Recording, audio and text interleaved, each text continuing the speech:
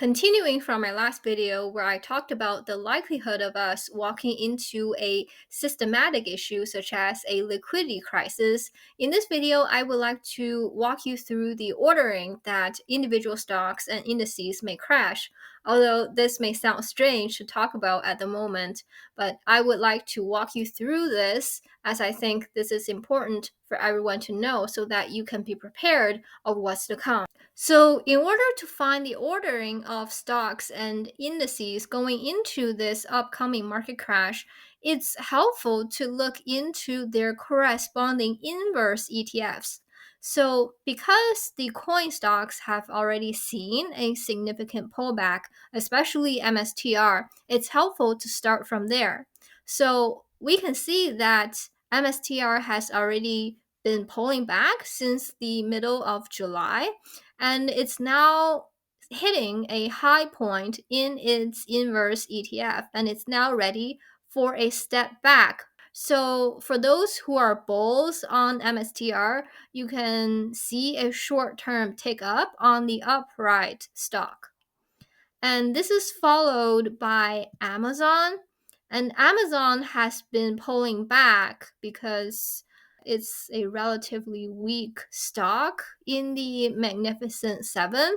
So it's been pulling back, and this tick up on its inverse ETF is already hitting the top edge of this block, and it's still having a way to go from here before it's having a sell signal and it's ready to have a step back, just like MSTR. And this is followed by coin. And coin is a bit slow compared to MSTR, but it's still having a tick up on its inverse ETF, and it's about to hit this blue line and have a similar pullback from there down to hit a support line here before it's taking off again. And the next one would be Meta. And Meta is also having a tick up on the latter half of this chart, and it's not having a sell signal on this tick up yet, but it's about to hit this bull and bear separation line, and is probably going to have a slight step back from there before it's taking off. And remember, this is going to be a long-term pullback. This is not a short-term correction. So for those who are saying, oh, this is just a short-term correction, no, it's not. And the next one would be NVIDIA. And NVIDIA is also having a tick up from this top here, and see, this is a strong buy signal, and you can see that it's already pulling back, and it's not done yet with this pullback. It has to have a sell signal at least here, so it's going to have a step back, but this is a long-term pullback trend that's starting from here. And the next one would be Google.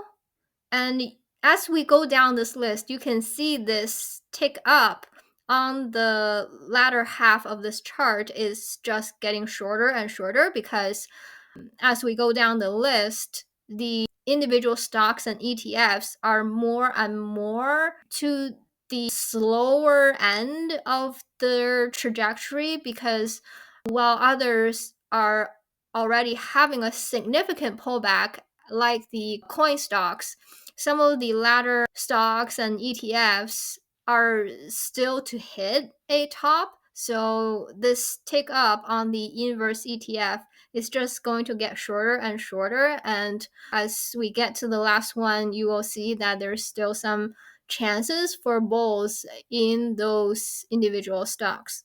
So Google is having a small tick up on the inverse ETF, but it's still having a way to go because it's just pulling back.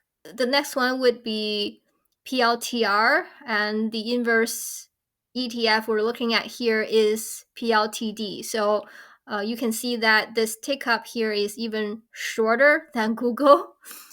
And the next one would be Tesla. And Tesla just hit a top here, and it's just pulling back from here. And the next one would be the inverse ETF for the semiconductor sector, and you can see that it's hit a top on the long ETF, and the short ETF is just having a turnaround here, and it's just starting to tick up from this point onward. And the last one would be Apple, and the inverse ETF for Apple is AAPD, and you can see that Apple is still having a way to go to hit a top because the inverse ETF is not having any kind of turnaround. It was going to have a turnaround, but then it started to pull up again on the upright stock. So the bulls still have some ways to go, but I would say for those who are playing the upright stock, watch for your overhead resistance. So that's all for this video. I hope this is helpful to guide you towards the next steps in your trade, and I'll see you in the next video.